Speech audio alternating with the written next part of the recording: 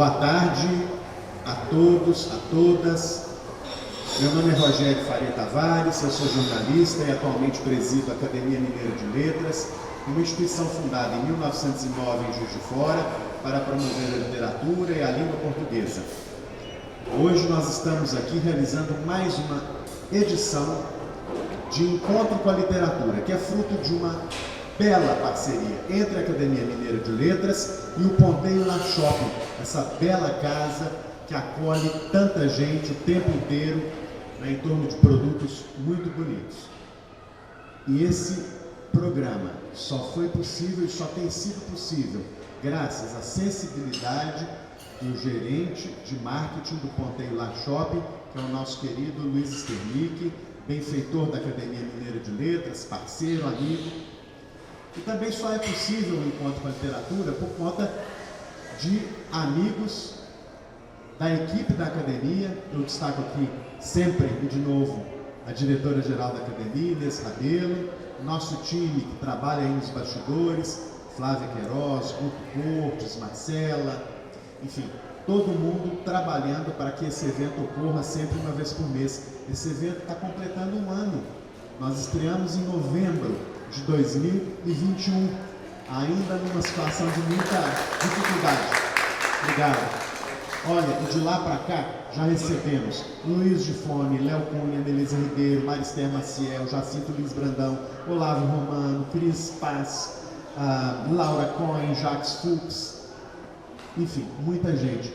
Mês que vem teremos aqui em dezembro, Humberto Werneck, dia 17 de dezembro, uma semana antes do Natal, Humberto Werneck, que vai tomar posse na Academia dia 19. Então esse programa tem realizado a sua missão, promover a literatura feita em Minas Gerais, promover a boa literatura.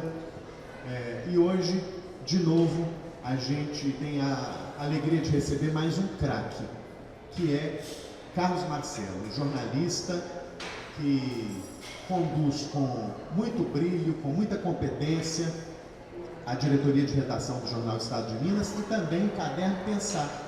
Eu adoro falar sobre a importância das publicações literárias, não é? A gente já teve tanta publicação especializada em literatura no Brasil, hoje nós temos bem menos, mas o Pensar continua aí firme e forte, toda semana prestando um serviço de valor inestimável à literatura feita no Brasil e no mundo, não é?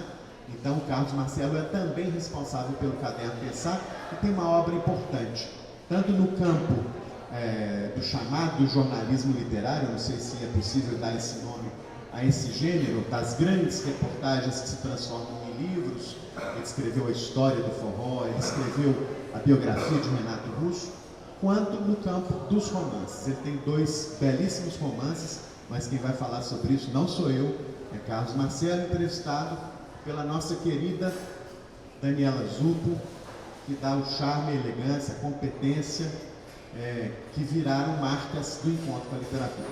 Eu agradeço aqui a presença, então, dos nossos colaboradores, de Luiz Sternick, de Inês Rabelo, destaco a presença do presidente da Academia de Letras do Ministério Público de Minas, Bergson Guimarães. Sucesso na sua jornada, que bom que os nossos promotores e procuradores também procuram valorizar a literatura. Sucesso aí, viu, Bergson? Agradeço a Livraria Canto do Livro, sempre presente, ativa, nos ajudando, né? Destaco a presença de Marister Maciel, que está conosco aqui, acadêmica, poeta, ensaísta, que dispensa mais apresentações. E eu também quero, finalmente, né, convidar a todos para as nossas atividades de fim de ano. Acompanhem a Academia no Instagram, no Facebook, no site, né, como puderem, né? Vamos fazer muitas atividades ainda, até o final do ano, e todas gratuitas, com entrada franca, tá bem? Todos são sempre muito bem-vindos lá aos nossos eventos.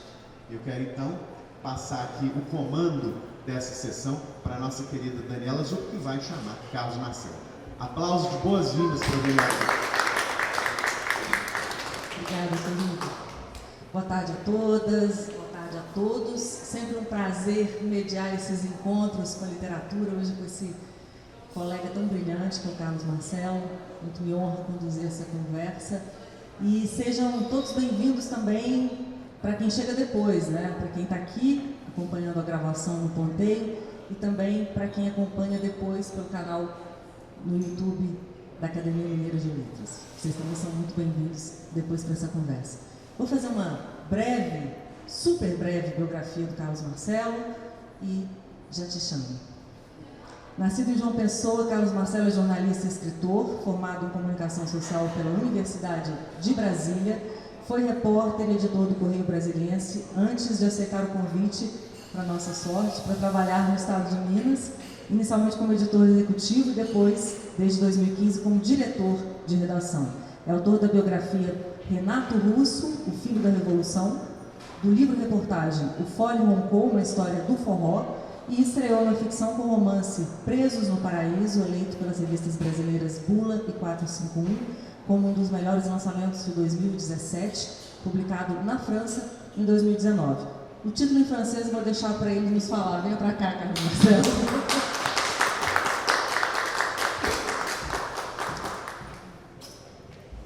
Presos no Paraíso em francês. Você arrisca? Captif ou Paradis? Arrasou. O máximo que consegui decorar. Prazer ter você aqui com a gente. Vamos falar dos seus romances, vamos falar também muito de literatura, mas vamos falar muito de música aqui hoje também, porque você tem esses dois livros maravilhosos, essa biografia muito especial do Renato Russo e também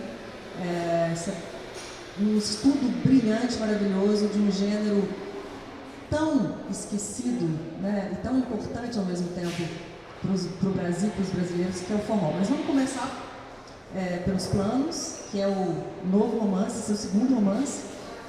E, bom, um livro daqueles livros que a gente escorrega para definir, eu acho, né? É um romance policial, é suspense e é também um retrato de uma geração. Então eu queria te propor que a gente começasse a conversar sobre esse livro, que conta a história desses 5 amigos que se conhecem ainda na juventude, em Brasília, e que continuam amigos e, enfim, vão se envolver numa trama, vão se envolver com 2 crimes, e nessa trama entre passado e presente e todas essas histórias que se cruzam, você apresenta um outro personagem, que é Brasília. Então eu queria começar conversando sobre Brasília, que eu acho uma cidade extremamente misteriosa. Confesso que eu nunca consegui decifrar Brasília. Então eu queria, antes da gente entrar na trama do seu livro, dos planos, eu queria que você falasse um pouco como alguém que, como eu disse, você nasceu em João Pessoa, se formou, começou a trabalhar, né, em Brasília, depois veio para Minas. Como é que você definiria Brasília? Bom, primeiro, boa tarde a todos. Muito obrigado pela presença. É uma honra participar desse projeto, não só pessoalmente, né, mas também pela permanência que ele tem, né?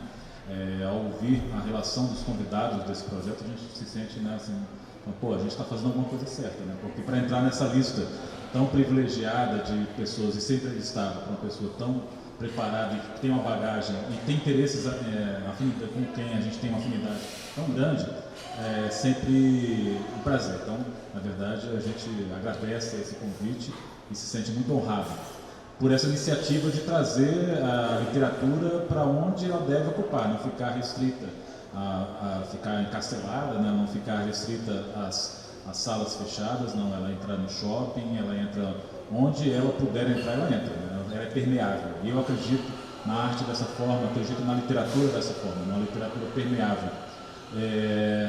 E aí a gente vai começar a falar um pouco sobre isso.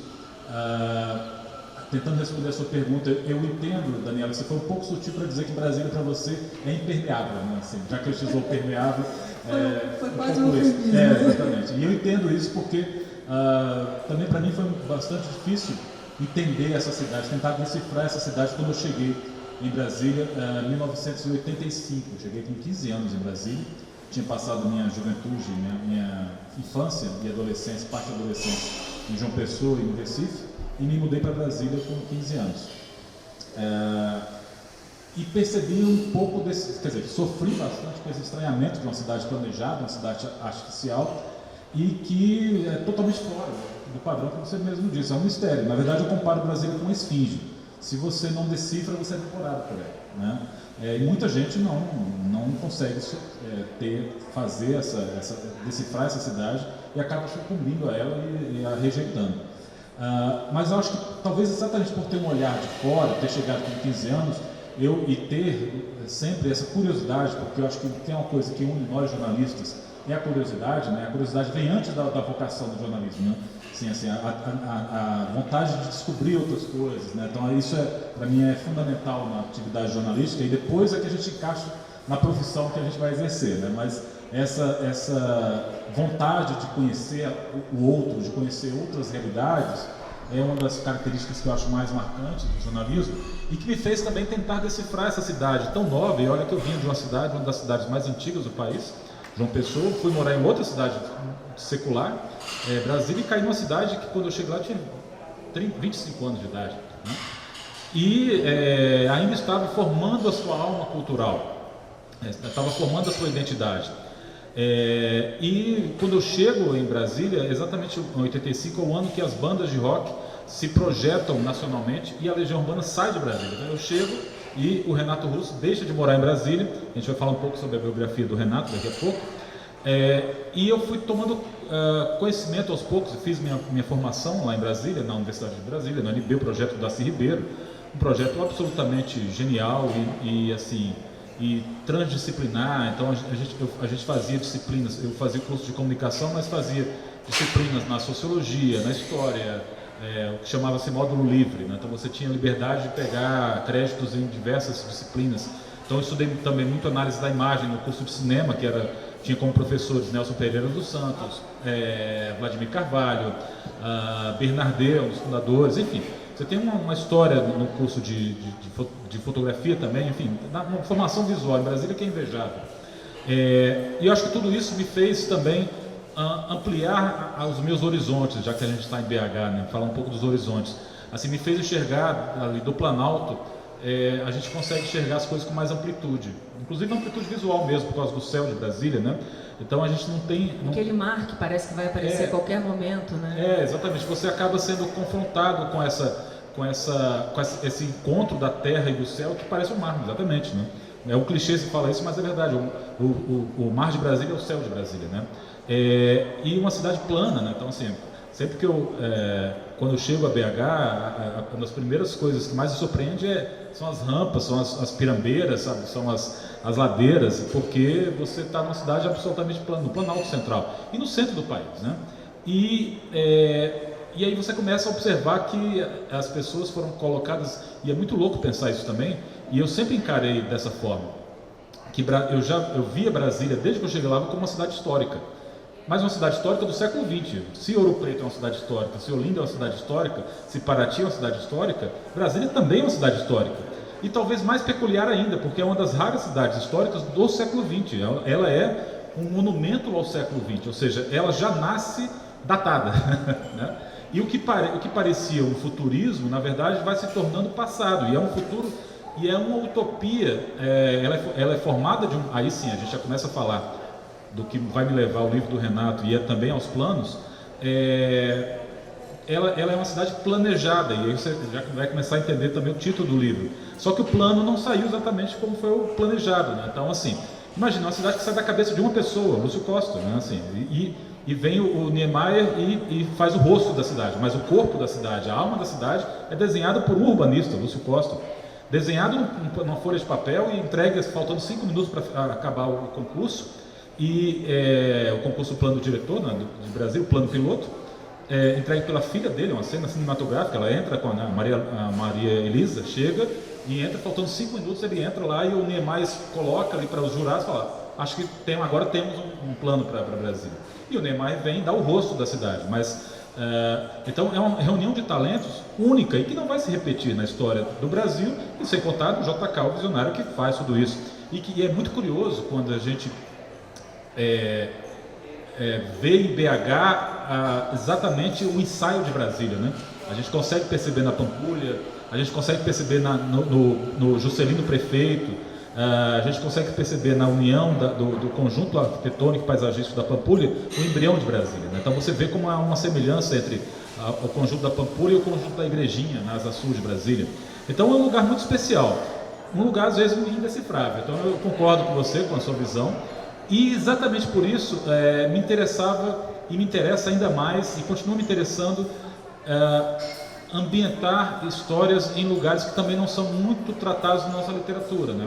Assim, tanto da ficção quanto da não ficção. A gente tem diversas histórias maravilhosas ambientadas aqui em Belo Horizonte, ambientadas em São Paulo, no Rio, no Nordeste nem se fala, mas Brasília são poucos romances ambientados na cidade e com essa visão de dentro, digamos assim, né? Uma visão de uma cidade que acolhe o poder, mas ao mesmo tempo tenta superar essa dependência do poder. Então os personagens dos planos, eles estão ligados ao poder, né, de alguma forma, à estrutura do poder, mas ao mesmo tempo eles têm as suas vidas em paralelo ao poder, apesar de depender muitas vezes de uma licitação, de estruturas do poder, mas eles vivem nas franjas do poder. Então me interessava mostrar isso também. E, na verdade, esse trajeto da cidade, né, de ser o símbolo de uma utopia brasileira para alguma coisa diferente, vou eu aqui de novo escolher um eufemismo, é um pouco o trajeto dos seus personagens, né, que saem de uma adolescência movida a muita música, e essa cena que você se referiu anteriormente de Brasília, do rock. São adolescentes que também montam a sua banda de rock, mas que, ao contrário da Legião Urbana, é a banda que continua na garagem, né, que não sai da garagem, e que, à medida que eles vão amadurecendo e se tornando adultos, eles também vão se corrompendo, né? Os sonhos desses 5 adolescentes que estão ali naquela garagem, esperando o melhor da vida e fazendo música, enfim, eles vão sucumbindo também a esse ecossistema, de alguma forma. Então, os planos são os planos dos personagens, como se disse, é uma referência ao plano da cidade, mas eles são, de alguma forma, esses personagens, metáforas dessa cidade que é Brasília, né? Exatamente isso. Essa era uma das minhas principais intenções com o livro, apesar de que sempre, e a presença de escritores brilhantes aqui, eles sabem muito bem disso, que muitas vezes as explicações vêm a posteriori, né? Assim, a gente só consegue entender quando ouve pessoas falando como o livro, como você falou tão bem agora. Ou depois que a gente faz uma leitura mais atenta, mas não é o que vem no primeiro momento. No primeiro momento é aquilo, a gente precisa contar aquela história. A gente nem sabe exatamente como vai ser que a gente vai contar a história, mas a gente tem uma vontade, tem uma frase que eu acho ótima do José Eduardo Algalusa, que ele diz que romances são objetos incômodos que devem ser retirados da cabeça, entendeu? Assim, para poder deixar vago, para poder entrar outra história. E essa a história dos planos, ela me acompanha desde a biografia do Renato, porque trazer um pouco do contexto, né? A biografia do Renato Russo chama-se O Filho da Revolução. Ela saiu em 1900, ela começou a ser gestada em 1999. Isso já é a edição atual, essa é a primeira edição, essa é a primeira edição, de 2009. Então foram 10 anos de trabalho. Quem guarda tem, viu, gente? Pois é, exatamente. E essa daí não tem mais. Foram 10 anos de trabalho, obviamente não dedicação exclusiva, mas foram 110 entrevistas realizadas para esse livro. Para essa primeira edição. Para a segunda edição, que saiu há 5 anos, a gente fez mais 30 ou 40 entrevistas. E me interessava entrevistar pessoas, mais do que até pessoas de bandas, artistas, me interessava entrevistar pessoas que conheceram não o Renato Russo, mas que conheceram o Júnior, o Manfredini, o Renato, o colega da sala de aula, sabe? O professor do curso de inglês, o morador do andar de cima do prédio, que lá em Brasília chama-se bloco, né? O morador do bloco de cima. E aí, ao entrevistar essas pessoas que jamais tinham falado não só sobre Renato Russo, mas que jamais tinham dado uma entrevista na vida, e você sabe disso, como isso é importante para a gente pegar a fonte, né? Beber na fonte original, elas se revelavam. E aí eu entendi que muitas se projetaram uma história do Renato imaginando que ele conseguiu e a gente não. A gente virou bancário, a gente virou servidor público, a gente foi fazer outras coisas, montamos bandas de garagem também, a nossa banda não foi em frente e a dele deu certo.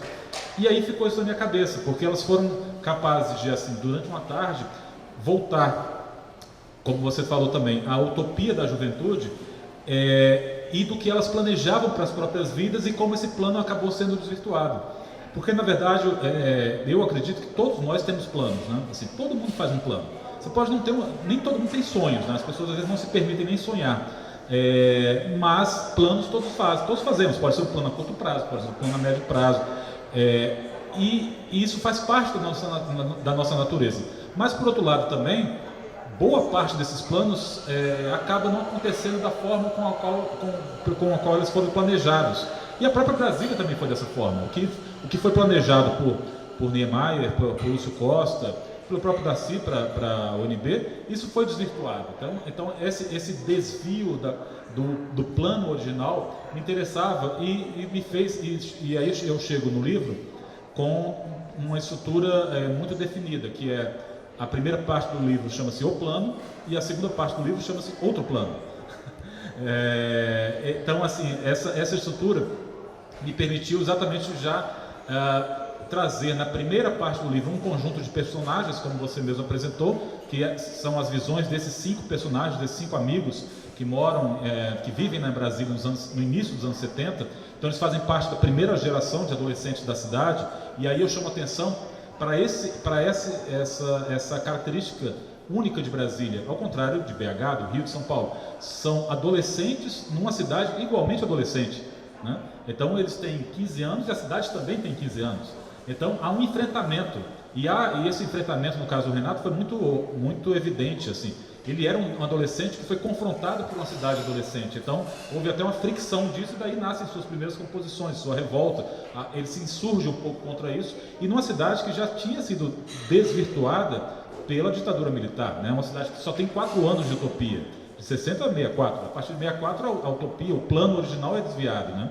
Então o Renato já chega nessa cidade desviada, e esses personagens então moram nessa cidade desviada, nessa cidade silenciada pela ditadura militar, mas que paradoxalmente oferecia uma liberdade, ao menos para garotos de classe média alta, provavelmente brancos, isso não está definido num livro, mas pessoas de bom poder aquisitivo, que não eram incomodados, por exemplo, para subir no monumento histórico de Brasília, no monumento do poder, por exemplo, na Praça dos Poderes. Era possível você ter um acesso, se circular na Praça dos Poderes sem ser abordado por forças de segurança, subir na cúpula do Congresso. Então, a foto do livro, ela parece uma duna, né? Algumas pessoas falam, parece uma duna, mas não é. É um detalhe da cúpula do Congresso Nacional. E a contracapa tem uma foto dos 5, e aí tem esse momento, eu acabo citando no livro, né, reproduzindo, faço uma leitura, mas são os 5 jovens brincando com a Estátua da Justiça. Então,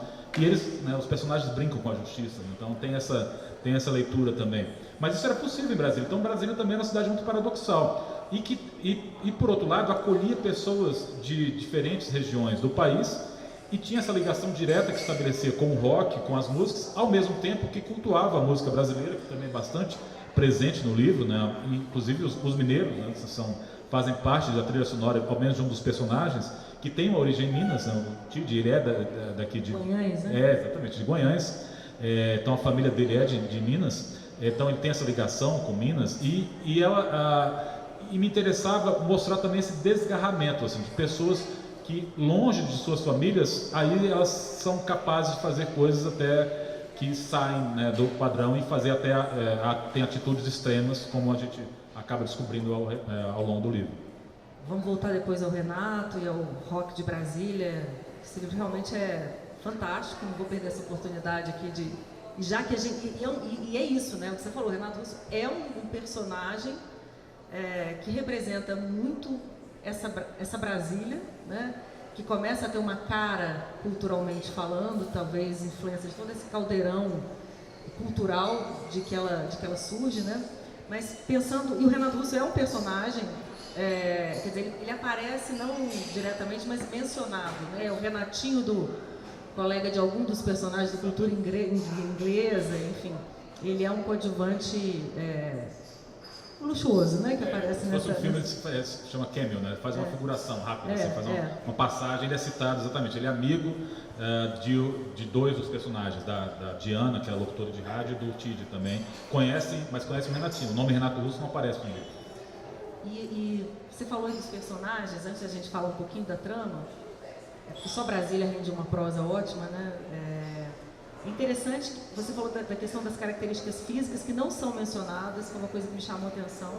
Outra coisa que me chamou a atenção é que, pelo menos na primeira parte do livro, porque na segunda parte você traz outros personagens, né, que surgem só nessa segunda parte, é que você escreve uma história sem um personagem principal. É um grupo de amigos, né, que formam os personagens principais. Eu acho que isso também é uma questão que envolve um talento narrativo, não é fácil fazer isso. E aí a gente podia entrar um pouco na trama, apresentando esses 5 personagens, são 4 homens e uma mulher, Diana, Hélio, Rangel, Duílio e Tide, um programador musical, uma locutora, um pequeno empresário, um delegado e um político. E esses amigos de adolescência que, vamos dizer assim, se transformam profissionalmente nessas pessoas e que vão ter além de uma profunda amizade deteriorada também, como esse sonho, né? Eles têm essa história de 2 crimes, que eu não estou dando spoiler nenhum aqui, porque você já apresenta isso logo no início do livro, né? Eles planejam, um dos personagens quer matar o sogro, o ex-sogro, que é um senador corrupto, e convoca esses amigos de adolescência para serem cúmplices desse assassinato. Acontece que existe um outro crime, que esse sim você só vai desvendar no final do livro. Sobre esse não podemos falar nada. Mas enfim, isso para dizer dessa trama, que é uma trama policial, mas que também me parece uma história de amizade. Sim. Né? Fica até difícil de falar, porque você acabou definindo tudo exatamente. Foi brilhante o que você falou, porque exatamente são as 2 camadas que me interessavam trabalhar nesse livro.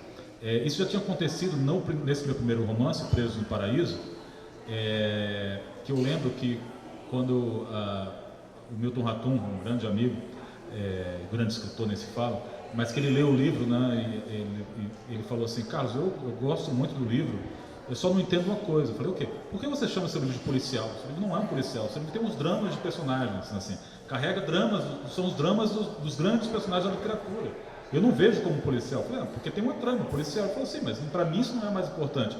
E eu acho que os planos também têm isso. Ele tem uma trama policial, exatamente. Então, assim, digamos, quem quiser buscar um romance policial vai encontrar um crime, vai encontrar uma investigação e vai encontrar uma resolução, né? Ainda que não seja a resolução planejada, né, pelos personagens. Mas, por outro lado, eu acho que me interessava mais exatamente o que você falou, contar uma história de amizade e como isso vai se deturpando ou vai se deteriorando com o passar do tempo, como o tempo é implacável com os nossos sonhos de juventude. Esses personagens, eles têm na faixa dos seus 60 anos, 60 e poucos anos. Me interessava também escrever sobre personagens mais velhos do que eu estou indo por 52 anos agora, então eram personagens com pelo menos 10 anos a mais que eu.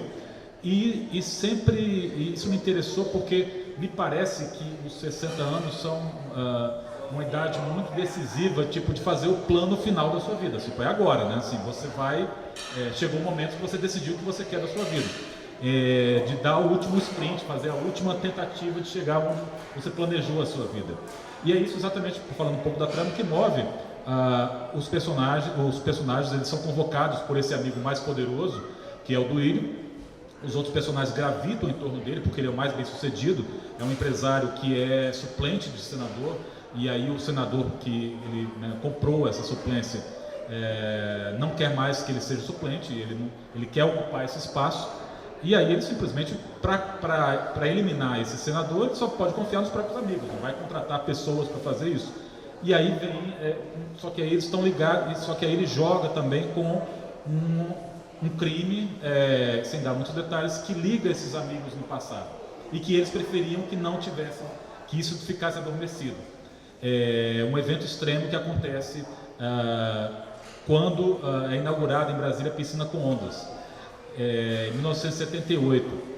E também eu achava interessante essa história da piscina com ondas, porque é outra utopia desvirtuada, né? Assim, você imagina, você levar ondas para o Planalto Central, você levar sabe? Ou seja, você não se contenta, então você tem que levar o mar para Brasília, né? Isso não durou muito tempo também, porque era impossível Claro que era uma simulação, mas era uma coisa absolutamente improvável ter essa piscina com ondas, e a inauguração da piscina com ondas foi um dos eventos mais catastróficos de Brasília, porque houve invasão, tumulto, e eu me aproveitei disso para compor esse cenário caótico para inserir lá um acontecimento. Mas também me interessava essa utopia de uma piscina com ondas no centro de Brasília, sabe? Uma cidade artificial ainda tem uma piscina, ainda tem um mar artificial, né? Então, esses personagens se juntam, mas o que me interessava mais foi o que você exatamente falou, era fazer o confronto entre o que a gente planeja no passado e onde a gente chegou no presente, né?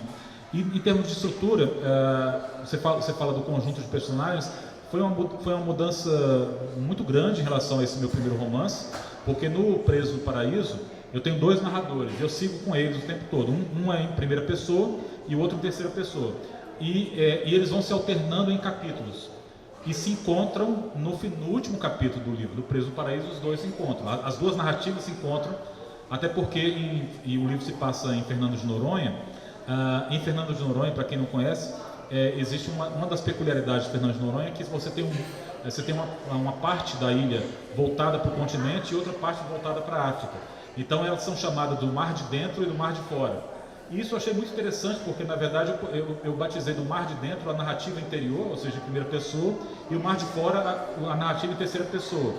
E aí tem um capítulo, que é o capítulo final do Preso no Paraíso, que se chama Mar de Dentro e Mar de Fora, que é o encontro dessas duas narrativas, é o encontro desses 2 personagens.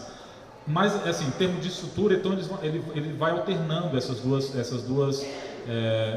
narradores. Nos planos não, como você observou.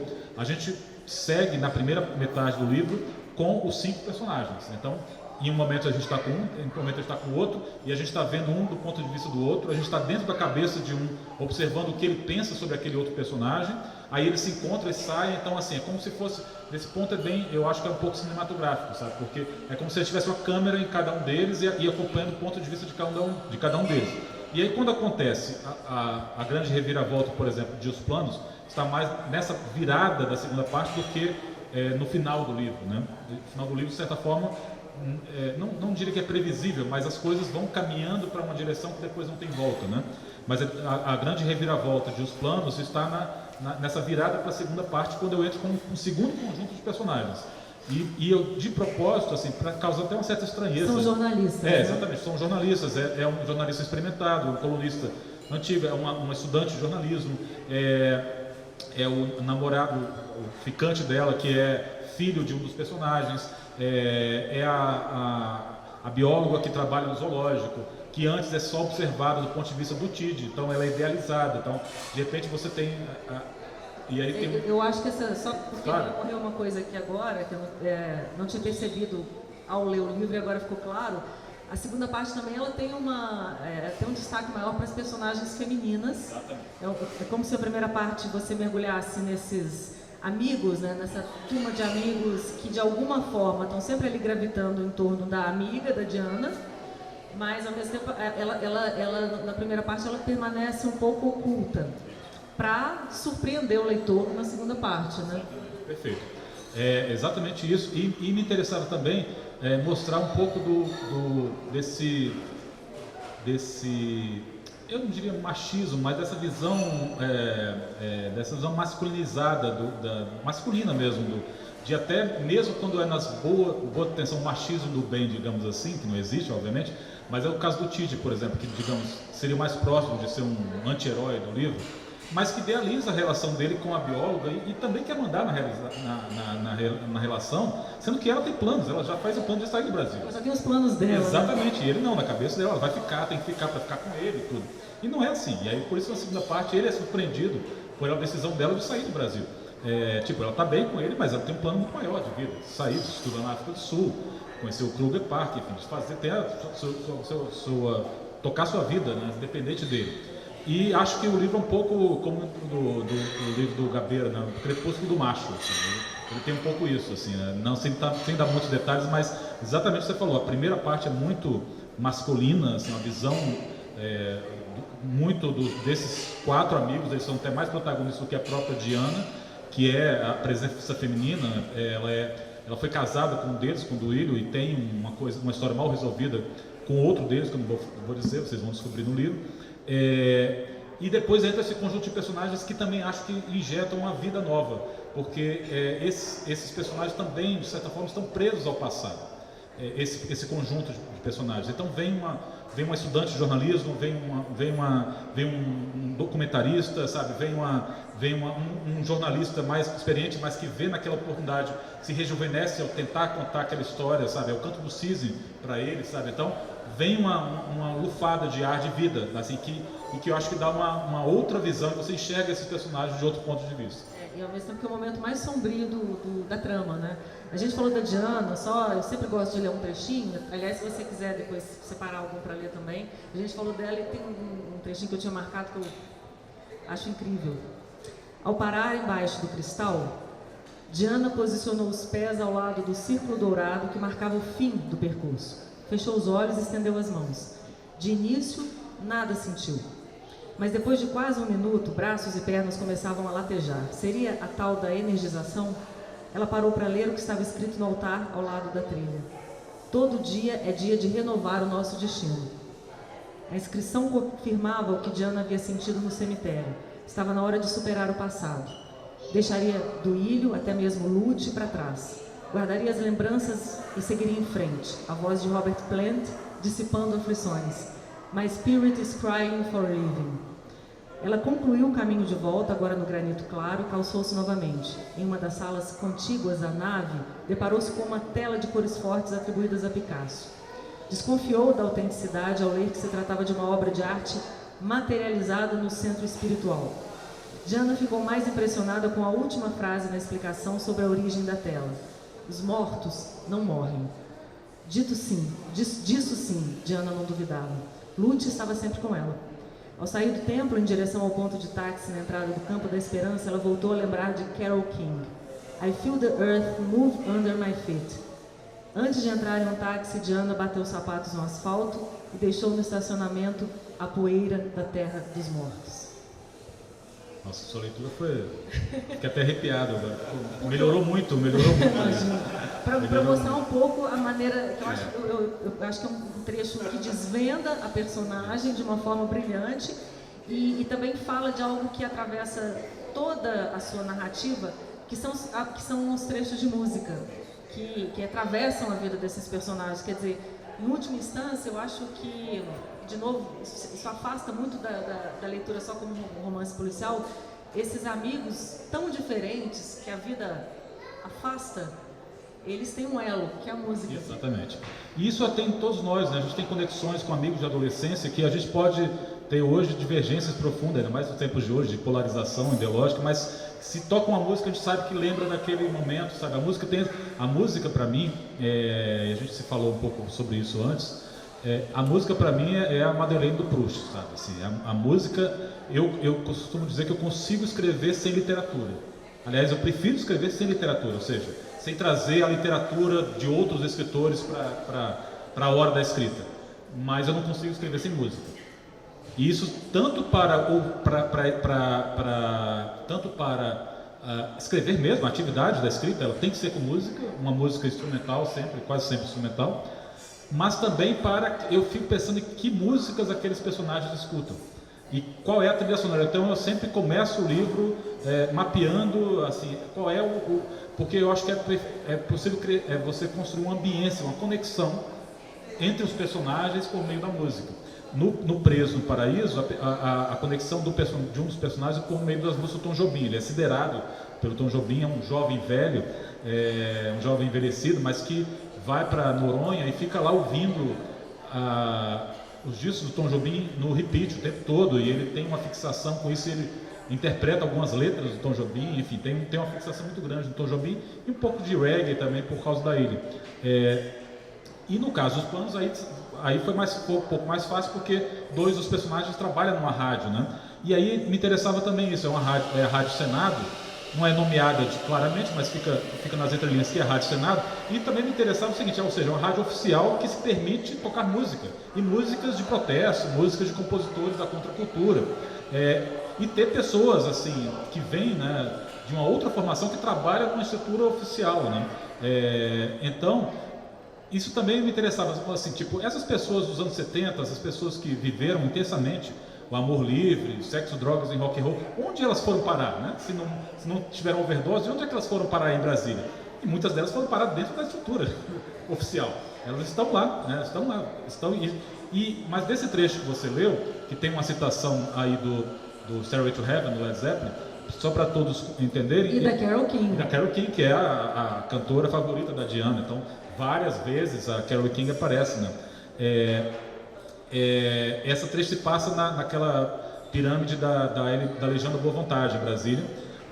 Então ela vai lá, tá, e aí tem duas frases que eu acho que são chave para a gente mergulhar nesse universo, que é quando ela fala o que no fundo o livro é a tentativa da Diana de superar o passado. Tudo está ao redor disso. Inclusive todos os personagens gravitam em torno disso. Então, no fundo, eu acho que a Diana é a protagonista dessa história, porque inclusive os fatos que vão ocorrer vão, sem querer dar um spoiler também, mas vão permitir que a Diana finalmente se liberte do seu próprio passado e inicie um novo plano de vida. Então, assim, foi um pouco de spoiler, mas está por cima, então, mas de toda forma, eu acho que, e aí mostra, assim, que na verdade nós temos uma protagonista feminina que tem essa força, e também tem outro trecho aí que me interessava, que era quando se fala, os mortos não morrem, porque aí se remete e aí a Diana não está consciente disso nesse momento, mas aí se remete a algo que ocorreu lá no passado. Então, e me interessava, falando para vocês aqui, tem um livro que foi muito inspirador, pelo menos no conceito dele, para os planos, que é o Mystic River, sobre meninos e lobos, do Dennis Lehane, que se tornou um filme premiado do Clint Eastwood. Exatamente porque ele tem também um crime, e são amigos que têm um crime no passado, um envolvimento passado, mas que tentam superar isso e passam por perdas muito fortes. Então há um parentesco, assim, e esse foi deliberado, porque isso sempre ficou na minha cabeça, mais do que a trama policial sobre Meninos e Lobos, me interessava mais o que unia aqueles amigos ali no passado. Então essa assim, é uma inspiração deliberada, assim, de trazer o sobre Meninos e Lobos para esse ambiente e descobrir, né, que entre os meninos tem lobos também, né? Então, uma coisa que está adormecida e se traz para o presente. Então, mas as conexões se estabelecem. Você falou da música, você leu um trecho da música. Todos os personagens, de certa forma, têm sua trilha sonora e elas vão voltando, assim, né? Assim, vão vindo. E a música, sem dúvida, é um personagem tão importante quanto os outros, né, para a gente entender. Porque eu acho que a música, só é uma digressão que eu faço, cada vez mais eu aplaudo quem consegue escrever sobre artes visuais e quem consegue escrever sobre música erudita especialmente, porque é algo absolutamente transcendente, né? Assim, porque escrever sobre compositores de letras, nós somos jornalistas de culturais, sabemos que a gente pode se amparar nas letras e um pouco do conhecimento musical, mas escrever sobre música erudita, porque o que está se buscando ali é o que está no livro, é o que está dito no livro, na palavra do Cioran, que a gente ia citar, é uma transcendência, né?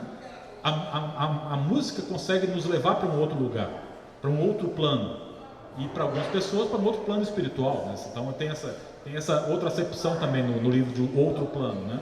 Então, assim, então eu acho que é possível, a literatura também, é claro, obviamente é capaz de fazer isso, mas a literatura faz isso com palavras, né? Então, assim, numa lógica, digamos, racional, né? A música faz isso com notas musicais, né? Então, e faz isso com composições que foram escritas há mais de séculos, né? Assim, com composições eruditas, e quando são executadas, por exemplo, aqui na Sala Minas Gerais, eu fico absolutamente encantado a ver aquilo, sabe? Porque para mim parece que é um transatlântico que zarpou, sabe? E a gente está ali, de repente, todo mundo funcionando naquela estrutura muito complexa, e a gente está naquele transatlântico, na mesma sintonia daquelas pessoas, né? Então, assim, então acho que é isso que a música traz de mais importante, e por isso que eu volto a dizer que eu não consigo escrever sem música, porque eu tento conectar meus personagens e a minha frequência mental numa frequência que não passa pela racionalização.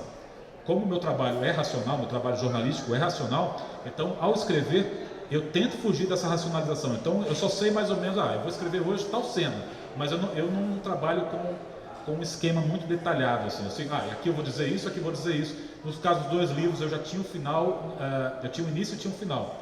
Então, eu fui escrevendo até chegar no meio, né? Assim, eu escrevia primeiro as primeiras páginas e as páginas finais. Então, depois eu ia chegando até aproximar as 2 partes e terminar pelo meio. Mas porque eu já sabia onde eu queria chegar. Mas no processo, e acho que a Esther está aqui, certamente, o próprio Rogério, e você também, Daniel, eu acho que é muito mais prazeroso dessa forma também, né? Você ir encontrando o que você nem sabe exatamente o que você está procurando, do que você fazer uma coisa muito planejada. Eu deixo isso para o jornalismo, para uma reportagem como a do Renato Russo, que aí sim é um livro-reportagem. Então te obriga a ter um procedimento de reportagem que, mesmo assim, e a gente estava conversando sobre isso um pouco antes, que quando o entrevistado te dá algo que você se surpreende, você percebe, opa, eu consegui mais do que eu imaginava, né? E isso torna a atividade muito mais prazerosa. Mas é interessante, te ouvindo falar do seu processo de criação, é interessante imaginar como você cria esses 2 processos tão distintos. Claro, você é um jornalista, né? E o seu processo como jornalista de construção do texto, como você mesmo disse, é outro. Mas conseguir separar isso na hora de escrever ficção, acho complexo, né? Acho bem interessante. Queria falar um pouco de música, estou um pouco perdida com o tempo, como sempre fico. Tá, então dá tempo. A gente falou do Renato Russo, desse livro, mas queria que você falasse um pouco, e a gente conversava aqui, nós 2, antes de começar a entrevista, né, sobre as biografias musicais e como é importante, sobretudo quando você tem um personagem com essa força, né, e com essa força, inclusive no imaginário do brasileiro, né, não só do fã de rock. Você está pegando aqui um personagem que é cada vez mais, né? Incrível o que acontece com o Renato Russo. Eu costumo dizer que mesmo quem não gosta do Renato Russo conhece o Renato Russo. Ele é incontornável. Né? Exatamente, ele é incontornável. E engraçado que a nossa geração, nós somos da mesma geração, a gente não tinha essa impressão. A gente não imaginava que o Renato Russo ia se destacar dessa maneira dentro de tantos personagens incríveis que o rock brasileiro criou, né? Mas ele ficou como esse grande personagem do nosso imaginário cultural mesmo, enfim, da música brasileira. E aí isso faz, na verdade, isso cria um desafio ainda maior para você como biógrafo, porque como escrever sobre o Renato Russo sem repetir alguma coisa que alguém já escreveu, ou enfim, sem até de alguma forma mitificar um personagem que já está nesse território do mito, né? Então eu queria que você contasse um pouco, me parece muito bacana, que, na verdade, e você me dizia isso aqui antes, que um amigo definiu muito bem que você contrabandeou um pouco a história do Renato Russo, na medida em que o Renato Russo aqui é um personagem para falar do Brasil também, né? Esse poeta, esse compositor, esse artista que virou a cara de Brasília, que virou o porta-voz de uma geração, que começava assim, a se interessar por política. E, na verdade, aqui você faz um recorte da juventude do Renato, né, para falar desse país, né? Que país é esse? Exatamente. Houve 2 pontos de partida para mim para o livro, para a biografia do Renato. O primeiro, mais objetivo, é que não havia uma biografia que contasse com muitos detalhes, que mergulhasse na juventude do Renato. Porque havia já um trabalho do Arthur da Pieve, impecável, chamado Renato Russo, Trovador Solitário, mas que era concentrado já no Renato Russo famoso, assim, já quando ele chegava no Rio de Janeiro. E aí eu percebi que eu gostaria de ler assim, e aí fiz até um raciocínio lógico. Assim, ele canta sobre a juventude, mas como é que foi a juventude dele, né? Porque como é que foi a adolescência dele? Se ele canta tanto sobre sentimentos adolescentes, sobre a passagem da adolescência para a vida adulta, então como é que foi essa passagem para ele? E aí isso me interessou bastante. Eu falei, não, então já tem um ponto de partida. E o outro ponto de partida foi essa conexão, essa coincidência de ele nascer em 1960, no mesmo ano que Brasília nasce. Então, e se muda para Brasília, ele nasce no Rio de Janeiro, e se muda para Brasília com 13 anos, ou seja, ele sai da velha capital e vai para a nova capital. Ele faz o mesmo percurso que milhares de brasileiros fizeram. Então isso também era, obviamente, não era normal, né? Não era comum. Mas me interessava em termos de técnica narrativa, eu me coloquei algumas regras, digamos assim, não escritas para a biografia do Renato, e que fizeram até que algumas pessoas comentassem, depois que leram a biografia, como se tivesse lido um romance. Então, por exemplo, a biografia é toda em tempo presente. Então, o Renato, jamais no meu livro tem o que é um recurso muito comum de outros biógrafos, que quer dizer assim, e 15 anos depois, Renato gravaria o disco Legião Urbana, que citaria no título Que País é Este, o poema de Afonso Romano de Santana, que na verdade vem do discurso de Francelino Pereira, e que na verdade originalmente era um discurso que era governista, exatamente. O Renato e o Afonso Romano eles desvirtuam isso, mas a frase original é: que país é esse que não reconhece os esforços da Arena pela união do país? Então, Renato ressignifica isso, e o Afonso Romano antes disso até. Então não tem isso no meu livro. Meu livro vai em tempo presente. Tanto é que o Renato começa na minha biografia apenas como Renato, como Júnior. Ele só vira Renato Russo nos capítulos finais. E ele começa como um figurante da história. Muita gente fala: mas cadê o Renato? Cadê o Renato Russo? Eu comecei a ler e tem a história do Juscelino, e tem Niemeyer, e tem Brasília sendo construída. Aí de repente vem assim, aí o seu Renato, que o pai do Renato se chamava assim Renato, decide receber uma proposta do Banco do Brasil para se mudar para a nova capital. Aí você entende. E leva o seu filho Júnior. Aí você já percebe, então você já faz esse movimento. E o início do livro, nesse ponto, de novo, é um recurso de romance, né? Ele começa com o Renato no seu apartamento trancado, sendo acossado depois do show fatídico no Mané Garrincha, que é muito conturbado, as pessoas que vão matá-lo, que vão... Você estava nesse show? Estava no show. Então, aí eu esqueci de dizer. Esse é o segundo motivo pelo qual eu escrevi o livro. Eu queria tentar entender o que aconteceu naquele show. Foi uma loucura, né? Foi... Bom a gente lembrar para quem, sobretudo, está vendo a gente no YouTube, que era um show que era para ser uma consagração da Legião Urbana. E foi um quebra-quebra, uma loucura, eles não conseguiram terminar o show, o Renato saiu machucado. Isso. Esse show seria, até hoje, é o maior show individual de um músico brasileiro, porque é um show de 60 do rock brasileiro. Foi um show que estava previsto 40 mil, tinha 50 mil pessoas. E deu tudo errado. E aí, de novo, voltamos aos planos. O planejado não saiu como combinado. E me interessava exatamente isso, mostrar que esse show também era uma metáfora de Brasília. Brasília também não saiu como planejado, e esse show também não saiu como planejado. E aí houve um embate entre o Renato e o público. Eles jogaram bombas de São João, teve um fã que agarrou o Renato pelo pescoço, quase matou no palco.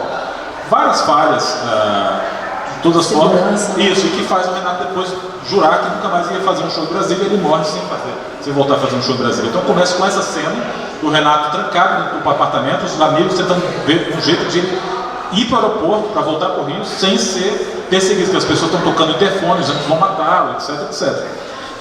Então essa é muito forte. Aí a gente corta para o Renato entrando naquele quarto com 13 anos de idade, escolhendo aquele quarto. Então você vai para o Renato da juventude. É um roteiro de filme. O Vladimir Carvalho, quando leu, falou: você fez um documentário de 6 horas de duração. E ele tem um filme brilhante sobre isso, Rock Brasília, a Era do Ouro. E aí isso me interessava. Então, e aí me interessava contrabandear, como você mesmo falou, essa história do Brasil. Porque aí, se o Renato cantava sobre ser filho da Revolução, né, foguetes e religião, todas as letras daquele universo político, então era importante saber como ele via aquilo, né? Como é que ele cresceu com aquela formação. E aí começa a delinear esse personagem, que se tornou muito mais rico, né, como você mesmo falou, porque ele se torna incontornável depois, né? Então, e de certa forma, essa escrita dessa forma, muita gente leu assim: parece que eu estava lendo um romance, parece que era tudo ficção. Então já me deu o start, falou: então talvez eu tenha um caminho também para a ficção, quem sabe eu consigo levar depois. Eu já tive... Então o Renato Russo que te levou para a ficção de alguma forma, ou escrever esse livro, no caso? Eu acho que eu falo que é a reportagem mais longa que eu já escrevi na minha vida, né? Então, mas eu acho que o que ele me permitiu foi saber que eu teria fôlego para escrever narrativas mais longas. Não necessariamente poderiam ser novas biografias. No caso do Fole, por exemplo, do Fole Roncou, uma história do forró, já é bem diferente, porque também é um livro de reportagem, mas com muito mais personagens. E aí eu dividi a autoria com um jornalista paraibano, Oswaldo Rodrigues, e a gente também fez uma seguinte regra. A gente vai ter o Rei Sol, a gente fez um sistema solar, Rei Sol, Luiz Gonzaga, e a gente, a partir dele, os planetas vão tendo órbita própria, mas eles têm órbita própria. Então você vai ter a Marinês, o Jackson do Pandeiro, Dominguinhos, mas a gente não vai ficar só no Rei Sol, a gente vai mostrar os planetas que gravitam em torno dele, mas que também têm vida própria. E a gente também brincou que era o nosso Buena Vista Social Club, sabe? Porque muitos daqueles personagens, infelizmente, faleceram anos depois de dar a entrevista. Estavam no ostracismo. E a gente conseguiu resgatá-los, fazer entrevistas que são hoje documentos históricos. Eu estava com mais de 80 anos, sabe? E de certa forma também, Daniel, depois eu percebi que se o livro do Renato Russo é também sobre a minha adolescência, o livro do Fole, do Forró, é um livro sobre a minha infância. E aqui também, nesses dois livros, também está presente O Preso do Paraíso, que apesar de ambientado em Noronha, e tenho uma curiosidade para contar para vocês, que eu só conheci Noronha depois de escrever o livro, né? Assim, eu tive uma irmã que trabalhava. Minha irmã trabalhou em Noronha durante um tempo, e ela me contava coisas da ilha muito interessantes do ponto de vista do cotidiano que me chamaram a minha atenção jornalística. Então a minha ideia original era fazer um livro de não ficção sobre coisas que a gente no continente não sabe sobre Noronha. Mas aí depois me veio uma ideia de um romance, uma estrutura policial baseada nos livros policiais que eu li, da Agatha Christie. E aí eu falei, não, então, porque um dos princípios do romance policial, dos gêneros do romance policial, se chama o romance policial do quarto fechado, né? Ou seja, você tem o romance policial do quarto fechado, né? Ou seja, você tem um cadáver no quarto fechado e a porta está fechada lá de fora. Então, como é que isso ocorreu? E no caso, como eu falei, se você um crime, e aí vou falar um pouquinho sobre o romance policial, uma coisa que interessa. O Brasil, infelizmente, por que está tendo um boom tão grande nas últimas décadas de romances policiais ambientados em países nórdicos? Porque lá tem poucos crimes. Então a morte não é banalizada. A morte violenta não é banalizada. Então interessante. Eles os ainda, grandes autores são do século suecos, finlandeses. O romance policial do século XXI ele é contado pelos escritores dos países nórdicos. Tanto da série do que faleceu, do Homem que Não Amava as Mulheres, o Milênio, até os finlandeses, islandeses, noruegueses, enfim, você tem agora uma tradição nórdica, mas porque ela tem... Ouvido assim parece tão óbvio, mas eu nunca tinha pensado. E no Brasil não, porque no Brasil é o seguinte, como você tem mais de 500 mortes no final de semana, então a vida ficou banalizada. Então, se você, por exemplo, ambienta a não ser que você aborde essa violência, essa banalização da violência, como fez brilhantemente o Rubem Fonseca, que antecipou tudo isso ao mostrar no Cobrador como ia ser a sociedade brasileira, aquela ferocidade, sabe? Mas se você não é o Rubem Fonseca, como ele já fez isso, então fica difícil, por exemplo, um crime é cometido, a pessoa pega o carro, foge e acabou, não tem história. Mas aí eu pensei, mas se esse crime ocorre numa ilha onde só se chega de avião, e se esse aeroporto estiver fechado? Então, é o quarto fechado. É o quarto fechado, só que o quarto fechado cercado de água por todos os lados, em um lugar que, isso é pouco conhecido também, que é muito sombrio. Noronha só se torna um destino turístico nas últimas décadas. Antes ele foi usado como presídio. No Estado Novo, Getúlio Vargas mandou para lá alguns de seus maiores adversários políticos. Na ditadura militar, Miguel Arraes ficou preso lá, entre outros políticos ficaram presos lá. Então, e mais ainda, nos séculos passados, isso tem lá nas fortificações, os presos ficavam em masmorras como é que chama? A maré invadia, de acordo com a maré, então a água subia, eles podiam morrer afogados. Então, assim, havia uma crueldade. E há também em Noronha, e isso existe até hoje, a microfísica do poder. Como está todo mundo isolado, não se vê, então as pessoas que detêm o poder lá, isso não chega no continente, elas abusam disso. Então, por exemplo, durante a ditadura militar, o administrador de Noronha, que era um coronel, não chegava a ser um general, um tenente, quando ele passava, os ilhéus não podiam olhar para ele, tinham que virar as costas para ele e passar com a família. Então eram coisas assim, como se fosse um imperador. Isso você descobriu na sua pesquisa? Exatamente, na pesquisa. E nas conversas que eu tive com minha irmã. E achei aqui em BH alguns livros. Esse livro, apesar de ser metade de Noronha, é todo escrito em BH, nas madrugadas de BH. Eu achei alguns livros históricos, jornalistas que foram no Oriente do século XX, tudo, no início do século XX, e contavam essas histórias. Um livro chama-se Fora do Mundo, por exemplo, que fala dessa história de desterro. E aí um dos personagens é um historiador, e que vai contar vai em busca dessas histórias. Então, esse recurso me permitiu me apropriar dessas narrativas, de trazer essas histórias mais escabrosas de Noronha. E aí o título também fica dúbio, né? Presos no paraíso, eles estão presos porque não podem sair, porque estão o aeroporto está fechado, e aí acontece esse crime. E também as pessoas que já ficavam presas há muito tempo nesse paraíso. Tanto é que essa foto da capa tem essa dimensão, né? Ela é uma foto sombria, apesar de ser um dos pontos turísticos mais conhecidos de Noronha, mas ela está num dia fechado, né? E aí, só para fazer essa conexão, e vou ler um trechinho. No Preso do Paraíso, eu já antecipo a trama de Os Planos, já tem os personagens dos Planos. E em Os Planos tem o personagem do Preso do Paraíso, então os dois livros estão ligados. Vou pegar meus óculos. E esse, como eu disse no início, foi lançado na França. Sim. E super bem... O Preso do Paraíso saiu pela Gallimard, na França. Saiu 2 anos atrás e, curiosamente ou sintomaticamente, vendeu mais na França do que no Brasil. Mas voltou a primeira edição e teve críticas no Le Monde, vários jornais. E até hoje a gente recebe retornos dessa primeira edição que esgotou pela Gallimard.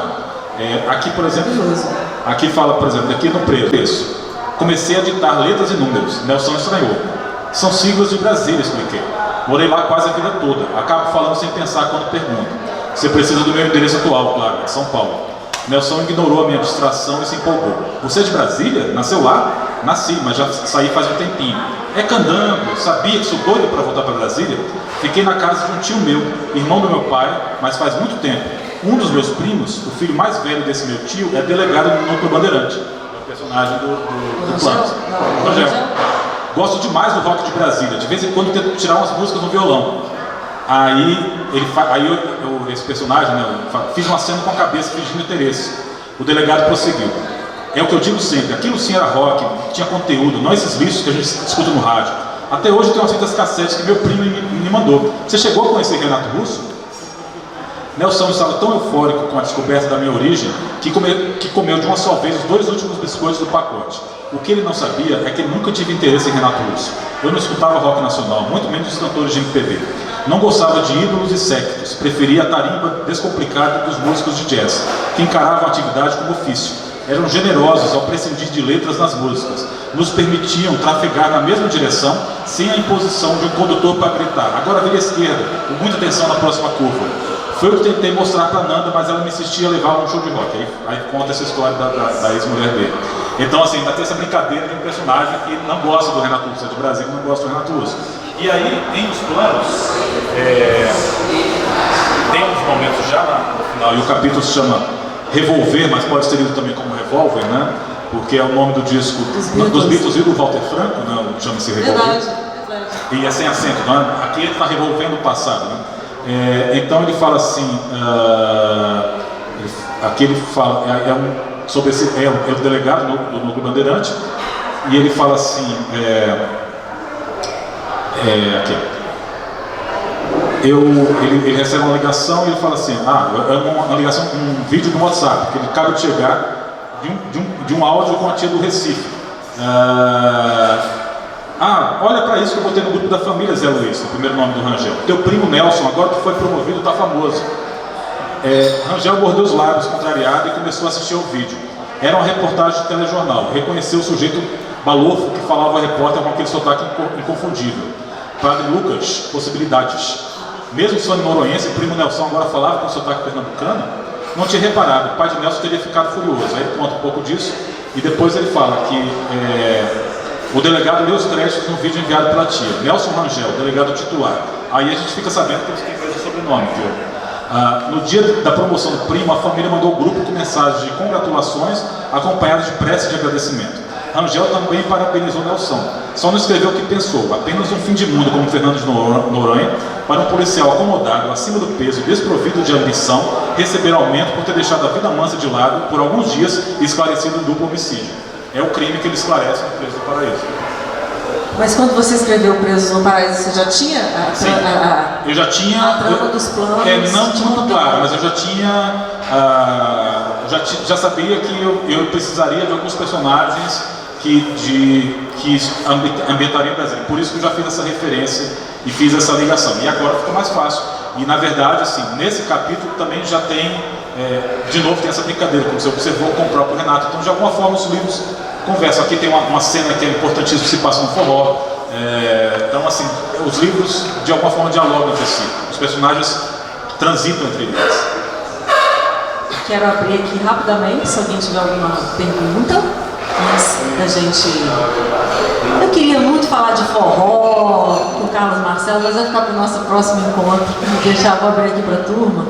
Porque eu tenho certeza que na hora que eu te perguntar sobre forró, eu sei que é um assunto que você curte também. Muito. E é um tema tão importante, assim, só para deixar registrado, que eu acho que nem sei se existe um outro estudo sobre o gênero, que é um absurdo, levando em consideração a importância do forró como música, como dança, como festa popular, né? Então eu acho que ele não desfruta do prestígio do samba e ele é tão relevante quanto, né? Exatamente. Antes de passar a palavra, eu escrevi o livro do forró porque eu queria ler um livro sobre forró. Então eu também escrevo os livros que eu quero ler e que eu não encontro. E me indignava, assim, como esse como nordestino, que houvesse um culto maior, não ao samba, que obviamente merece todos os registros que são feitos, mas, por exemplo, vários livros escritos no Brasil sobre blues e nenhum livro. E o forró é o nosso blues, na verdade, porque o forró, mais do que uma música alegre e festiva, ele é a música da migração, ele é a música da diáspora. E a maior diáspora que ocorreu no Brasil no século XX foi do povo nordestino para São Paulo, sul. Chama de sul, né? Abaixo da Bahia tudo é sul. E isso também foi um processo artificial, como foi a construção de Brasília, então de alguma forma também estamos ligados. E esse povo cantou essa saudade. Esse povo, e isso é pouco destacado, porque as letras do forró, boa parte das letras do forró não são letras alegres, são letras melancólicas, muito tristes. Chegam a ser até a Som Preto é uma das músicas mais tristes que existe na música brasileira. Asa Branca, música melancólica e tantas outras. Então, me interessava também, e eu fiz questão de entrevistar, porque Luiz Gonzaga não escrevia letras, né? Então entrevistar os parceiros ainda vivos do Gonzaga, como João Silva, que é o autor de Pagode Russo, Bernardo de Bom, que estava morando, quando a gente entrevistou, num apartamento quarto e sala, na Praia de Boa Viagem, em Recife, morreu alguns anos depois. E ele é o compositor com mais músicas, mais letras gravadas que o Gonzaga, mais do que Humberto Teixeira, mais do que Zé Dantas, que tem músicas mais conhecidas. Mas o compositor de quem Gonzaga gravou mais canções em número é João Silva. E estava lá esquecido, fumando alucinadamente num quarto de sala e que deu uma entrevista fantástica pra gente. Então, eu me sinto muito orgulhoso de ter documentado essa história, de ter feito a minha parte. E por isso também chamamos o livro de Uma História do Forró, por não ter a pretensão de ser a história do forró e também uma provocação de ser uma, no sentido numeral. É a primeira, já que isso, assim, havia já biografias do Gonzaga, uma biografia sensacional do Jackson do Pandeiro, mas não tinha uma história de um gênero musical brasileiro. E eu fiquei, assim, abismado com isso. Falei, não, eu quero contar essa história. Então, é um livro que me dá muito orgulho. Então, um dia a gente pode conversar só sobre ele. Vamos combinar isso. Perguntas, então, aqui da nossa... Primeiro, agradecer ao Rogério Tavares, presidente da academia, esse brilhantismo de separar pessoas brilhantes para vir aqui com a gente, ter uma tarde dessa junto com o Daniel Azul. É um prazer incomensurável. Eu não tenho palavras para agradecer, de ver, de escutar, de falar, toda vez que sinto uma pessoa aqui na minha frente, vindo através da Academia Mineira de Letras. Segundo, espero que você volte com o seu livro de forró para lançar aqui no Norte. Terceiro, me interessou o seguinte, você é jornalista, você passa o dia inteiro ali, né, com palavras, o dia inteiro você está ali. Fazer um caderno de pensar, que a gente lê, toda vez que eu pego um caderno de pensar, eu fico assim, eu não te conhecia pessoalmente, né? Eu te conheci através do seu trabalho. Eu ficava assim, nossa, imagina fazer um caderno de pensar desse. O cara tem que pensar de mandar conta, o cara tem que entender de mandar conta. Não é fácil isso. Vou te contar um segredo, o caderno feito nas horas vagas. Não, piorou, né? Ele, em vez de melhorar a minha situação, piorou melhorando. Ele me abraçou sem me apertar. Mas aí, de repente, e ainda chega, e ainda vai escrever livro. Ok, jornalismo é uma coisa, tem similaridade com literatura. É isso que eu ia perguntar. Que horas e como é que vira essa chave, né? Porque tem que virar a chave. Uma coisa é o caderno de pensar, jornalismo, crítica, enfim. E a outra coisa é esse jornalista brilhante que você é e de repente você entra na literatura. Como é que vira essa chave na sua cabeça? Porque assim, você dorme também pensando em palavra? Como é que essa história o dia inteiro é overdose de palavra? O que é isso? Eu costumo dizer assim, meu negócio é a palavra, né? Então assim, onde tiver palavra, eu entro. Mas primeiro são atividades muito diferentes. Eu acho que eu também fui impelido para ir para a ficção por conta do tempo que eu não tenho mais tão disponível para fazer um trabalho de tanto fôlego como é. Eu não conseguiria hoje fazer um livro como o do Renato. Assim, tenho consciência disso e fico muito tranquilo em relação a isso. O próprio Mário Magalhães fala isso do Marighella. Ele fala da biografia dele, ele fala, não consigo fazer biografia com essa dedicação, porque, na verdade, a gente passa, por exemplo, eu começo a escrever o livro do Renato, minha filha tem 10 anos, eu acabo quando ela tem 20 anos, imagina. Então, assim, é uma vida mesmo, só que foram 10 anos de dedicação no livro do Renato, mais 3 ou 4 no livro do Forró, no qual eu dividi ainda a autoria, com as entrevistas e tudo. E aí também a gente tem que ter uma sintonia muito grande, a Daniela sabe disso, porque vários momentos você tem que tomar decisões individuais, então você tem que ter um parceiro ali muito na sua sintonia para dividir. Então eu acho que primeiro eu fui para a ficção por conta disso, porque a ficção a gente controla. Então a gente consegue controlar, por mais que a gente faça algum tipo de pesquisa, e é importante, é prazeroso fazer isso, mesmo que vocês abandonem essa pesquisa, mas está na sua cabeça. Exatamente, mas o jeito que você ressignifica aquela pesquisa. O mais difícil para mim, Nick, não é nem escrever, é encontrar a sintonia para escrever. Ou seja, encontrar aquela tranquilidade que para mim só vem nas primeiras horas da manhã ou nas últimas horas da noite. Porque escrever, por exemplo, 2 da tarde, impossível. Para mim é impossível nesse horário, por quê? Porque a realidade já se impôs, a agenda já se impôs, as redes sociais já se impuseram, e há um grande inimigo da escrita hoje, que se chamam redes sociais.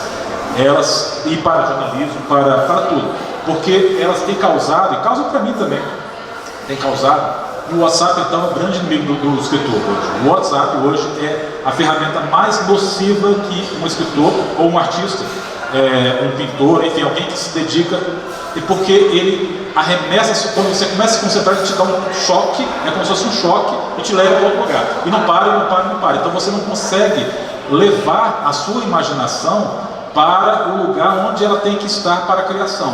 Que pode ser tanto para a criação de uma reportagem, quanto de um ensaio, quanto de uma criação absolutamente livre. Poesia, por exemplo. Eu calculo que a poesia brasileira sofreu nos últimos 5 anos uma perda substancial pelo WhatsApp. Assim, deve ter diminuído bastante a produção, ou os artistas estão se desconectando. Então, claro que estou fazendo um exagero, mas para dizer que essa hiperconexão que a gente tem é mais danosa até do que a minha atividade profissional, por exemplo. Entendeu? Assim, eu gosto muito do que eu faço no jornal, me identifico, essa é a minha profissão, mas me cansa muito mais essa hiperconexão que a gente tem, de ficar sempre conectado, e essa urgência de responder uma mensagem, de voltar, de não deixar uma pessoa, né, no vácuo, esse tipo de coisa, que isso sim para mim então eu não consigo escrever conectado. Isso eu já aprendi também, acho que esse deve passar pela mesma coisa. Se você começa a escrever, você para pintar um quadro, você tem que, não dá para pintar um quadro com o WhatsApp ligado, entendeu? Não dá porque é um fervilhar de mensagens e que não te levam para o lugar onde está o que você quer fazer. Que pode ser um ensaio, mas que precisa de uma concentração e de um ordenamento sensorial. Então isso que para mim é mais difícil. Então, por exemplo, muitas vezes quando eu escrevo, eu tento conquistar as primeiras horas da manhã. Se eu não conseguir, já era, aquele dia perdido, e à noite, no máximo que eu consigo fazer é ler ou revisar alguma coisa. Mas não escrever, eu não consigo mais. Esse livro, por exemplo, foi escrito nas madrugadas, de BH. Mas é uma coisa, eu não aconselho a ninguém, porque porque a gente precisa dormir, né? Exatamente por isso. Porque a gente precisa dormir. Mas as primeiras horas da manhã são fundamentais. Se você não conquista elas, depois você não consegue entrar. E eu não tenho dia livre, então eu não consigo. Então, tentando responder. Agora, por outro lado, quando você consegue, nossa, é um prazer tão grande. Conquistei o dia. Agora o que vier, posso ter os adoecimentos do trabalho, posso pagar a conta, o que for, mas agora eu já ganhei o meu dia nesse sentido. O que vem por aí? Se der para falar. Se der para falar. Do que você pode falar. O que eu posso falar pode falar pelo menos se é ficção ou se é uma reportagem. O que eu posso falar, a Esther já conhece uma parte do que eu posso falar. Aliás, publicamos, né? Mas não é um segredo. Está publicado, exatamente. Então, vamos deixar eu pensar a pergunta. Está publicado na revista Olímpia. Uma história que eu encontrei aqui em Belo Horizonte. E falo dessa forma, uma história que eu encontrei em Belo Horizonte e que me deixou muito feliz que essa história está pronta. Então essa é uma história que eu pretendo publicar no ano que vem ou daqui a 2 anos. E que tem de novo uma conexão com tudo isso que a gente está falando. Mas assim, além disso, eu tenho um primeiro capítulo escrito para uma nova história ambientada em Noronha e que já está citada nos planos. Acho que ele vai conseguir tirar livros de dentro. Exatamente. Exatamente como aquela marióstica, sabe? Você vai tirando. Que pode ser também uma limitação de imaginação, né? Mas enfim.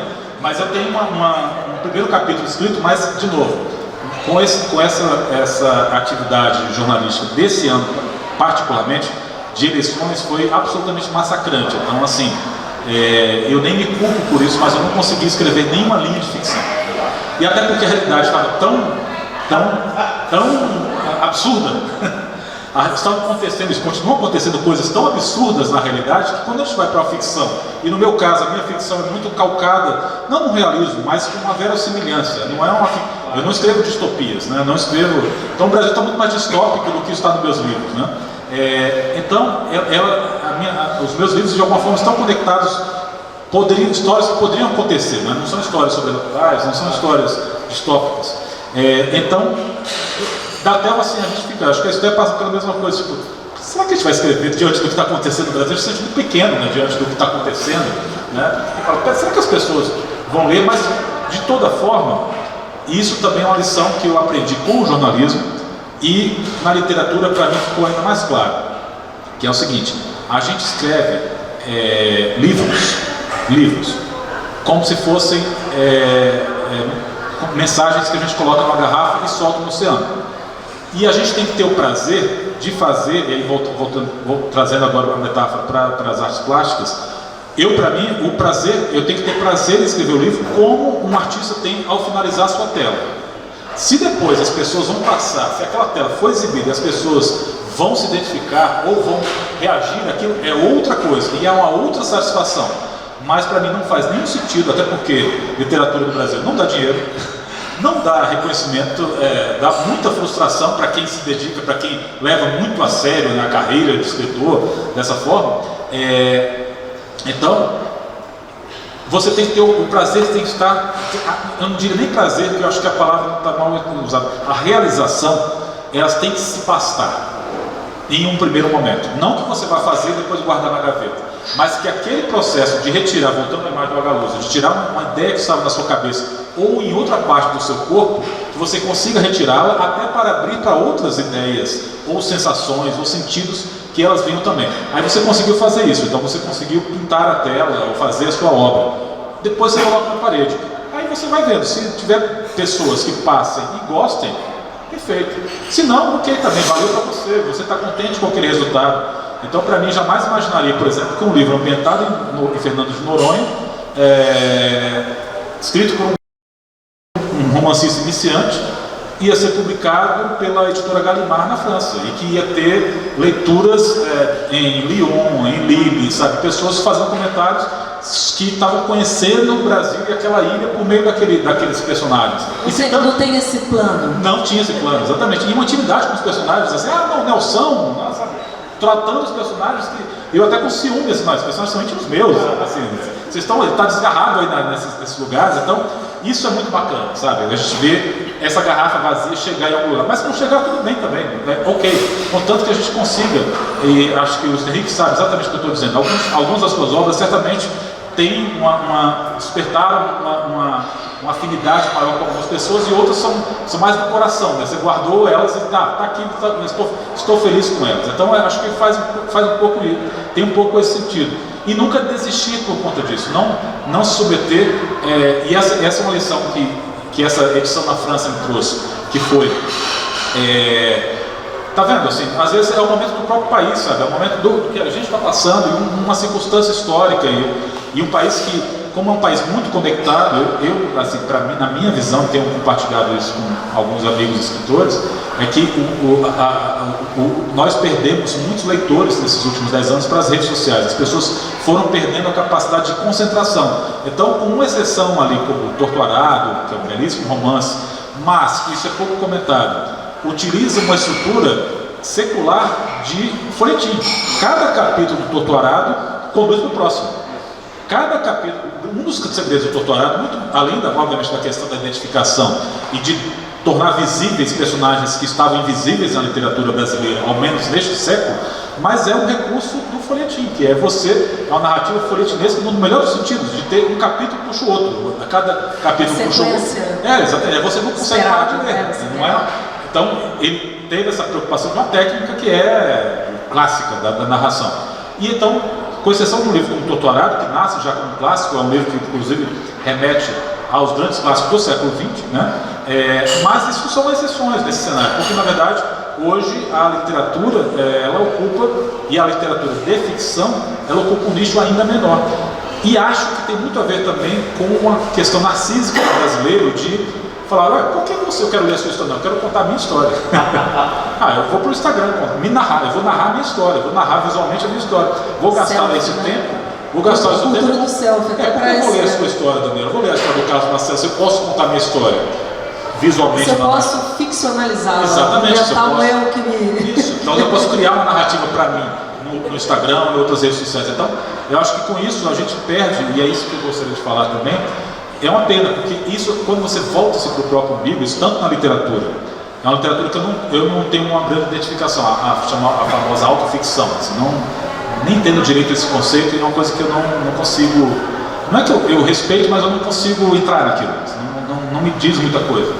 Mas, na verdade, a gente perde o que eu acho mais fantástico da literatura, é a empatia, é você ouvir outra voz, você escutar, por exemplo, vozes, conhecer um território como Fernando de Noronha, ou ir para uma Brasília não tão conhecida para falar dos meus livros, ou conhecer personagens e ambientes e seres que a gente nem sabe se são imaginários ou não, como os livros da Esther, sabe? Assim, que a gente está num outro universo. De repente, a nossa mente foi para aquele universo que a Esther criou, e quando a gente volta outra pessoa.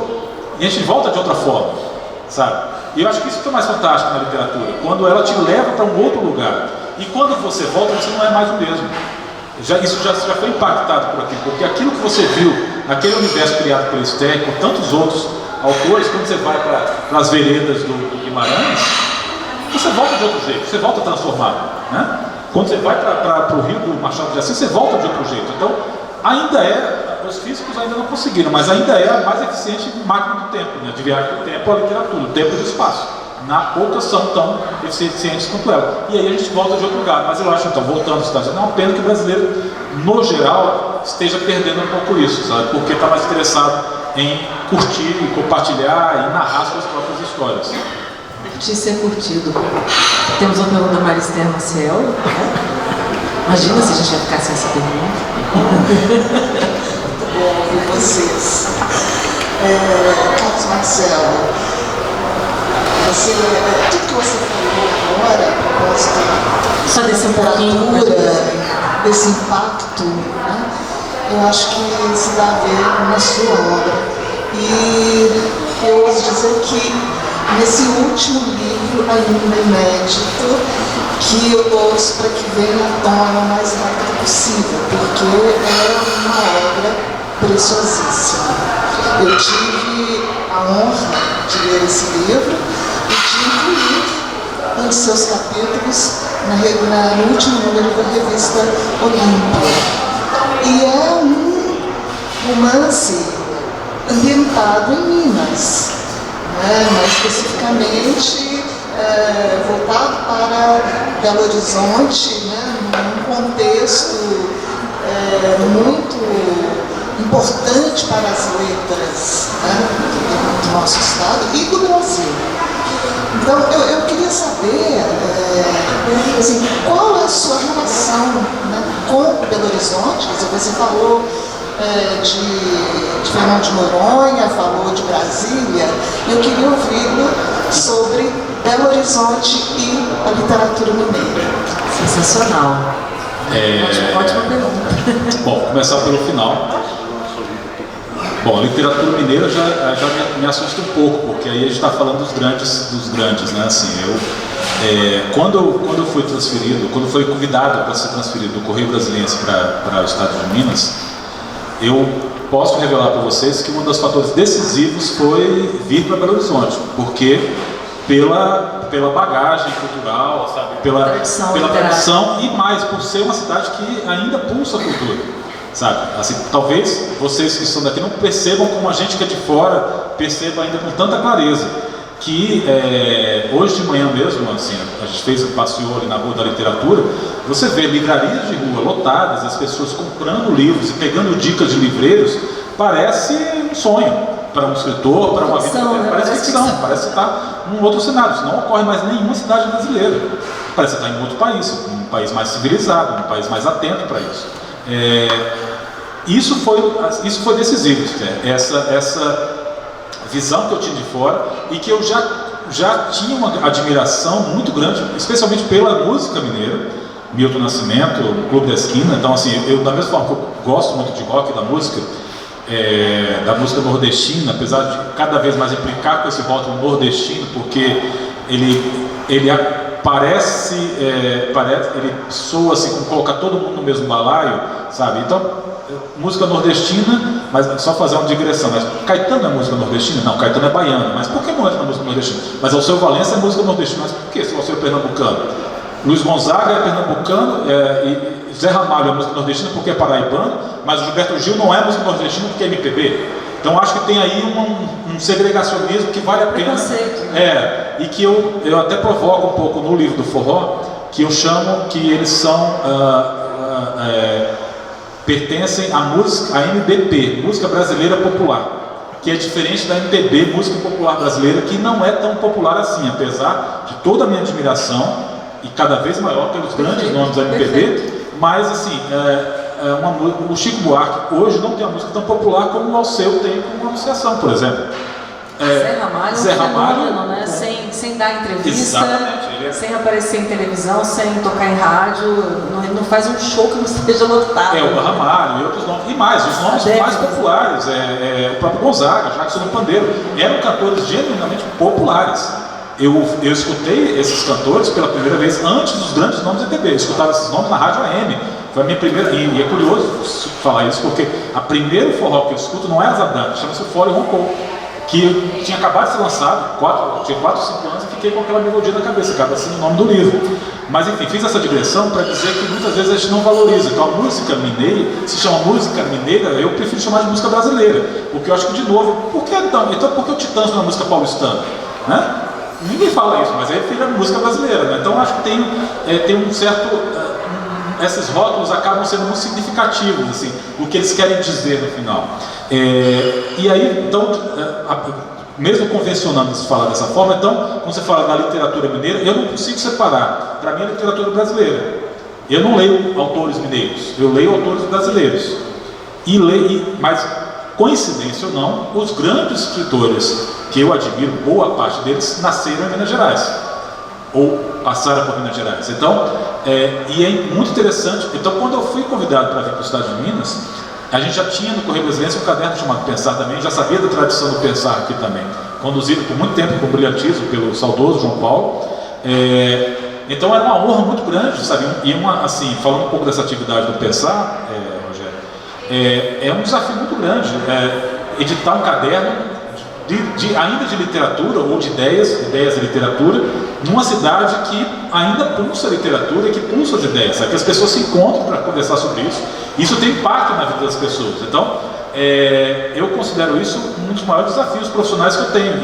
E tenho um compromisso assim, comigo mesmo, de falar, não, essa edição não dá para ser só com, por exemplo, só com um autor de São Paulo. Não, vamos colocar alguém de Minas. Ontem mesmo a gente fez com Ricardo Aleixo. Aí a página central era o Proust e o outro era o livro da Cláudia Roquette, lançado em BH. Então esse compromisso eu mais do que ninguém me cobro em relação a isso, de ter na pauta sempre uma ligação com o leitor ou com o universo de Minas Gerais, ou às vezes parar tudo e fazer uma homenagem ao Proust, ao Saramago, enfim, aos grandes escritores. E aos grandes escritores mineiros, você inclusive, você também, são colaboradores do Pensar, e é uma honra muito grande para mim ter vocês colaborando com isso. Porque na verdade o que eu acho no jornal, isso está lá atrás, na parte menos crítica, menos irônica, menos ácida do Balzac, nas Ilusões Perdidas. Mas o que ele desenvolve nas Ilusões Perdidas é o conceito do jornal como uma ponte na cidade, ou seja, ele é o megafone da cidade, então ele liga, ele é um ponto de encontro de pessoas, de ideias que reverberam. Então isso que eu continuo tentando manter no jornal e acho que a literatura produzida em Minas, não necessariamente por mineiros, tem essa capacidade. E acho, por exemplo, que o Brasil ainda, o resto do Brasil, não enxergou fenômenos muito óbvios que estão acontecendo em Minas Gerais e particularmente em Belo Horizonte, como a força da poética feminina, por exemplo, sabe?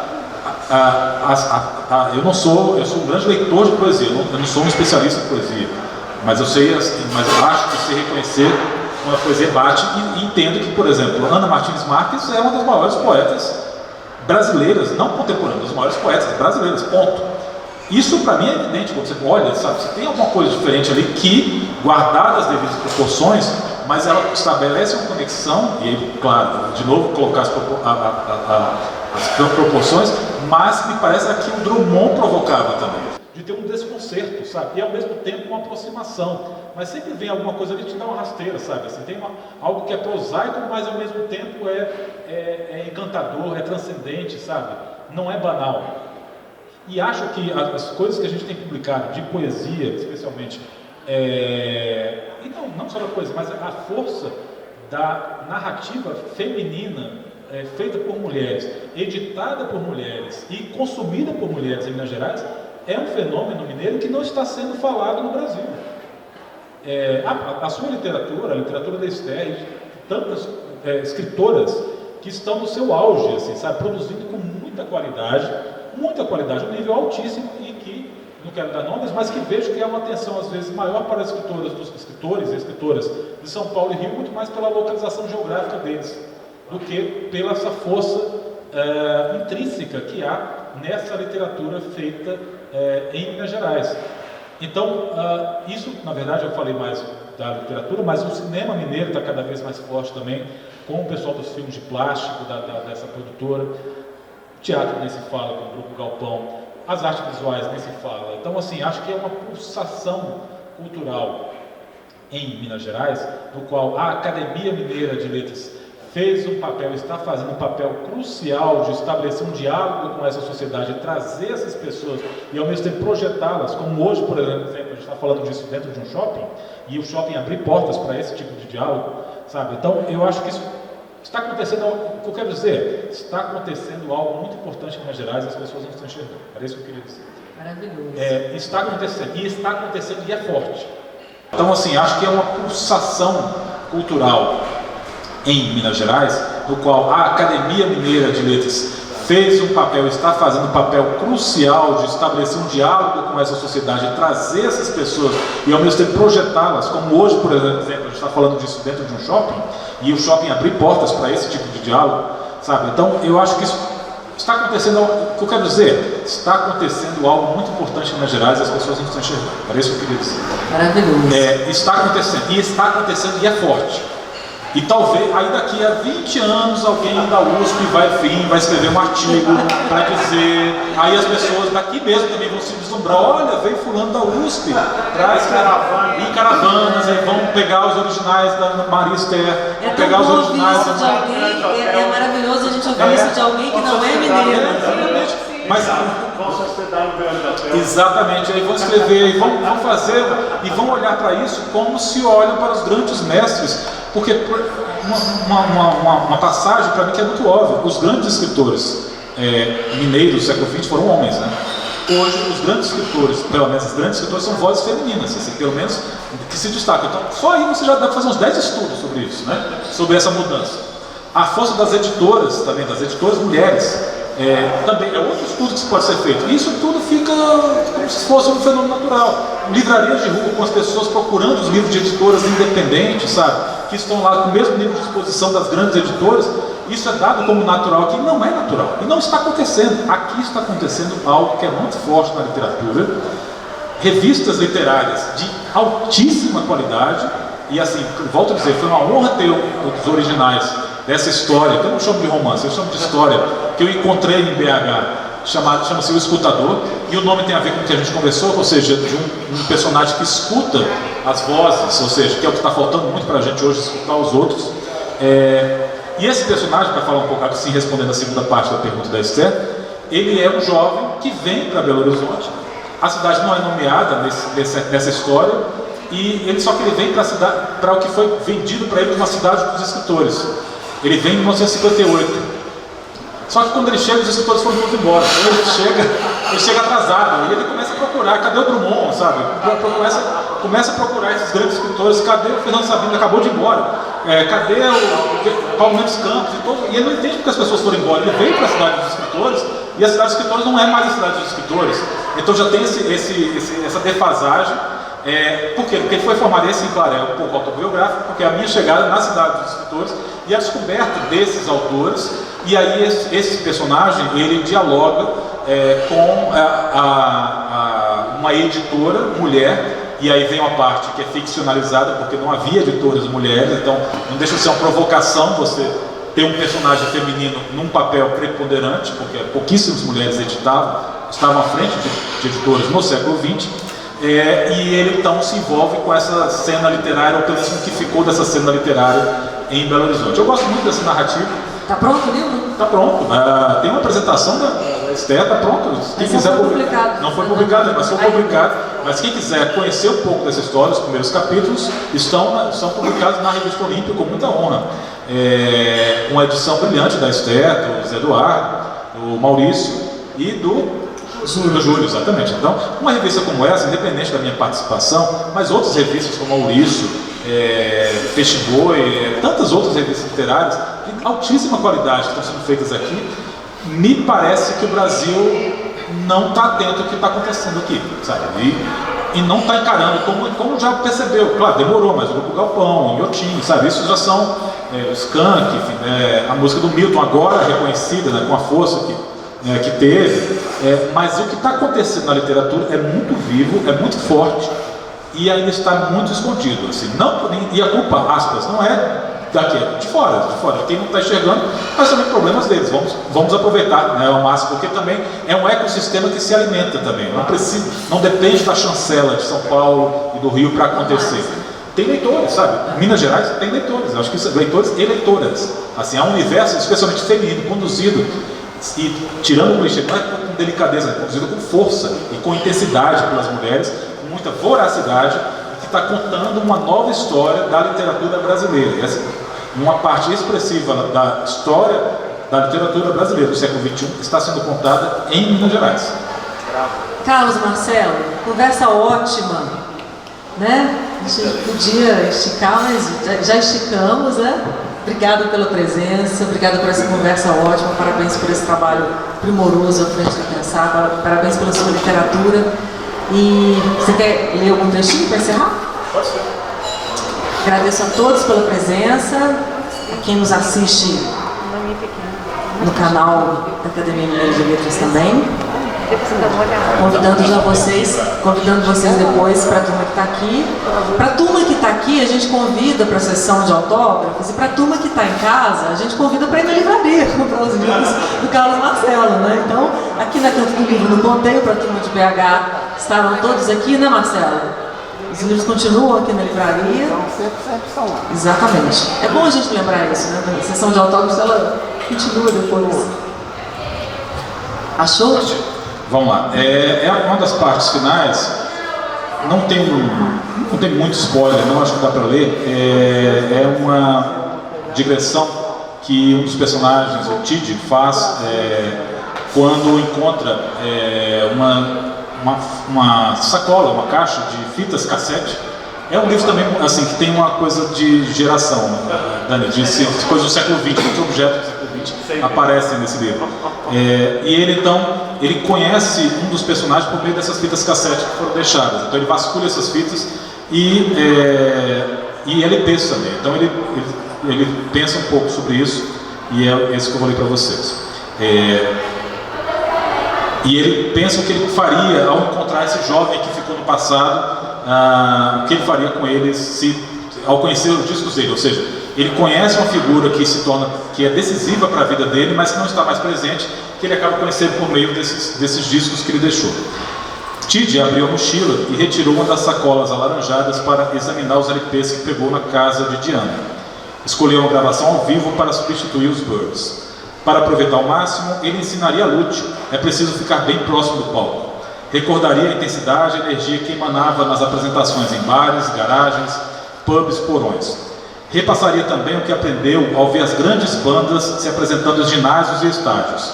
Estratégias para não ter o corpo espremido pela multidão, afastar os pés, abrir os cotovelos e garantir o movimento dos braços, beber o suficiente para suportar a vontade de ir ao banheiro, cercar-se de amigos. E se não houvesse amigos, deveria puxar conversa e oferecer um beck aos desconhecidos ao redor. E, enfim, agrupados num minúsculo território à prova de intrusos, torceriam para que os músicos estivessem numa noite inspirada, a ponto de despertar o êxtase interior maravilhosamente descrito por Cioran ao se referir aos concertos das grandes orquestras. A sensação difusa do sentimento que surgia com a soma de vibrações, ressonâncias íntimas e envolventes sonoridades. O enlevo, a transcendência. Tid retirou o encarte do disco com as fotografias de fãs extasiados diante dos ídolos. Ele, Lute, Diana, outros amigos, todos os amigos poderiam estar naquelas fotos. Perto do fim do show, ele diria a Lute para apreciar o suspense à espera do bis. Eles e os demais fãs mergulhados na escuridão. E, na volta dos músicos ao palco, torceria para que eles tocassem uma música especial. A música que Lute havia escutado pela primeira vez no rádio, depois no disco que ganhou de presente da namorada e no CD que furtou na discoteca. A música que era a trilha sonora do seu mundo. A música que o fazia ir e voltar no tempo. Depois do último acorde, Tid usaria o suor do rosto para ungir a testa do filho, tendo Diana e outros amigos como testemunhas. Ao redor deles, desconhecidos de súbito íntimos, muitos bêbados, alguns entorpecidos, todos roucos, suados, sorridentes e um pouco surdos, atingidos no peito e nos tímpanos pela força do som. Agora a trilha de um batismo, o batismo de Lute. Mesmo com as luzes acesas, todos os que assistiram ao show sabiam que a sensação não iria embora. Muito pelo contrário, se alojaria nos que ali estiveram, impossível remover. A cada novo encontro, marcado pela afinidade ou pelo acaso, eles se reconheceriam e, sem palavras, apenas com olhares e sorrisos, talvez bastasse uma camiseta ou um assovio, voltariam para onde estiveram. Seriam cúmplices de um segredo que os outros que não suaram, e cantaram, e beberam, e tragaram, e se emocionaram juntos naquela noite, seriam incapazes de decifrar. Tid, enfim, compreendeu que era por isso, pela possibilidade de rever um conluio coletivo, que os fãs compravam discos ao vivo.